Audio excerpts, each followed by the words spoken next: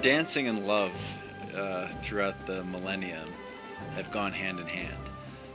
And this is a perfect opportunity to showcase great orchestral versions of dances with the thematic element of love on this program. And it actually works out perfectly because we have Valentine's Day the day after.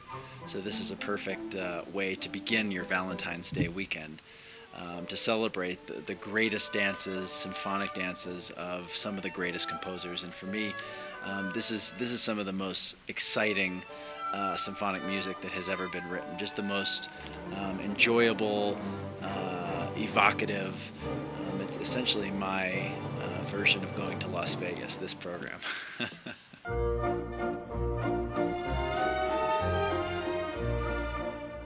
This was supposed to be Strauss's lighter side, but it's just as heavy and just as incredibly orchestrated as any of the tone poems and any of the previous operas, and just as exciting.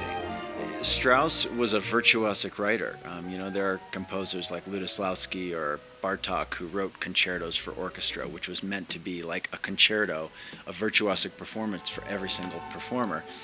Strauss is like that with essentially all of his music, and I would just say God help those orchestras who are trying to play this music for the first time. It's just incredibly virtuosic and demanding for all types of orchestras, and just the tempo. Like when you're playing the first waltz sequence from Rosenkavalier, kind of like when you're doing Johann Strauss waltzes.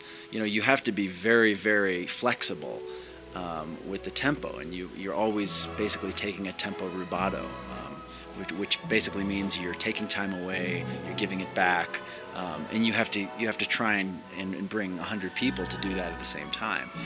So you know, while all the players are trying to play this incredibly densely virtuosic music, we're also trying to change times, you know, to get the flow of the Viennese style. So it's incredibly demanding and complex for the players to attain, but all the more fun.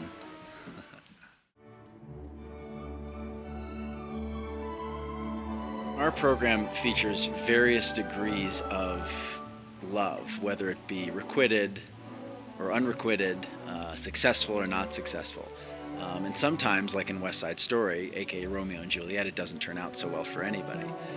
In the Defia, fortunately, we have a case of unrequited love, where the magistrate of the town is in love with the miller's wife. In the end, everybody dances this jota, this Spanish dance. There's also the seguidilla in these three dances.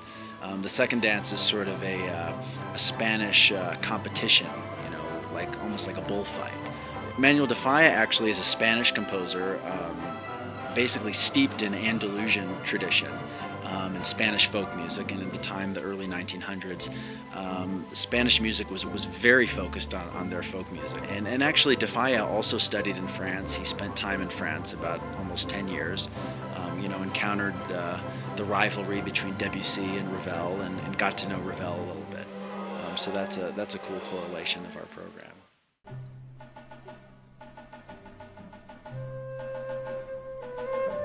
In the time of Ravel, when he was writing in the early 1900s, late 1800s, you know, France was coming out of this severe obsession with the exotic, and at the time, the exotic meant Spain, like Bizet's Carmen.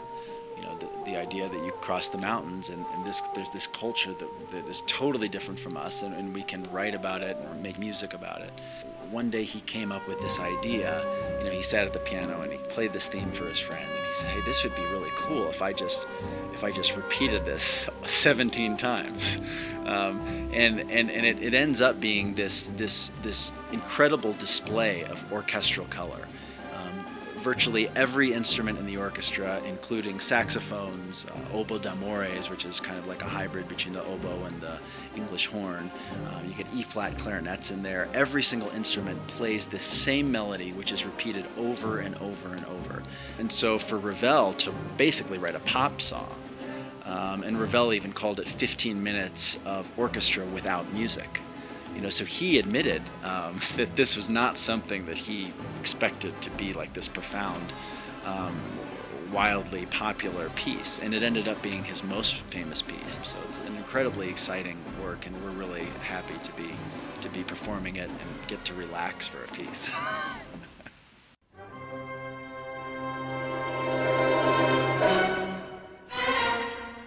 Leonard Bernstein, I think, you know, he was so versatile and such an incredibly charismatic human being, you know, and basically is an inspiration for composers and conductors. And West Side Story, I think, is his you know, his biggest hit in terms of classical and popular. And the symphonic dances are the most exciting music. You know, you get the mambo in there, where the Jets and the Sharks are kind of duking it out in the ballroom, but it's a dancing contest. West Side Story is really a testament of Leonard Bernstein's humanitarian impulses. You know, he wanted people to come together and make peace. And throughout the West Side Story, the musical, you know, there's all this hope and all these ideas of what could be. You know, if only they set aside their differences and came together. And West Side Story is one of the most incredible celebrations of that idea.